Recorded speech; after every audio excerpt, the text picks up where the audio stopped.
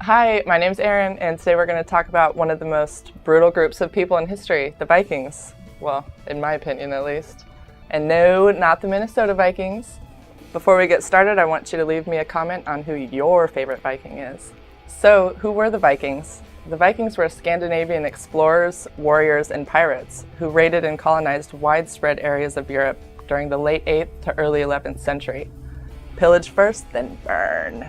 So these people, called Norsemen, used framed long ships to travel as far east as the Volga River in Russia and as far west as Iceland, Greenland, and Newfoundland. Also, I know for a fact that the Vikings made it as far as America, to Hefner, Oklahoma, where they have a state park that encases the Rune Stone, which we'll get to later. This period of Viking expansion is known as the Viking Age, and it forms a major part of medieval history for Scandinavia, Ireland, Britain, and other parts of Europe. The Old Norse word Viking is actually pronounced Viking with a W.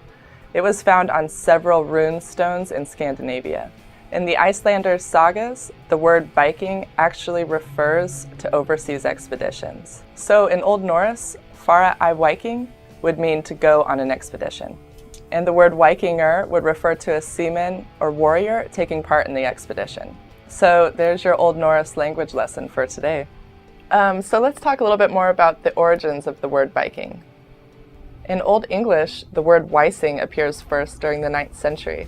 But in Old English writing, the word referred to a pirate and not so much a people or culture. So despite the word's origin, it's used mostly as a verb. So to go Viking is distinctly different from Norse seaborne missions.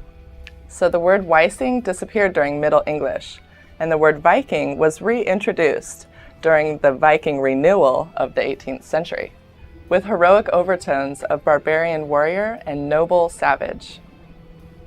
Noble savage. So during the 20th century, the word Viking expanded to refer not only to raiders, but also to the entire period.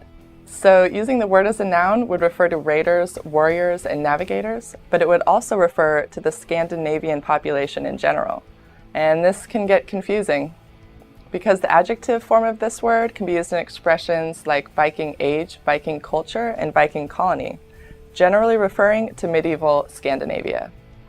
The decline of the Vikings was due to Christianity's growing presence in Scandinavia, as well as robust coastal defense systems, which made raids more risky and less profitable. So let's talk about weaponry. According to custom, all free Norsemen were required to own weapons, but were also permitted to carry them at any time. These weapons also told the Vikings' social status.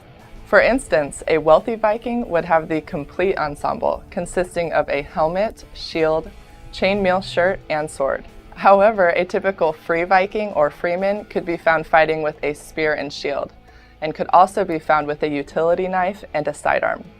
So bows were also used in the opening stages of land battles and at sea, but they were considered to be less honorable than a hand weapon.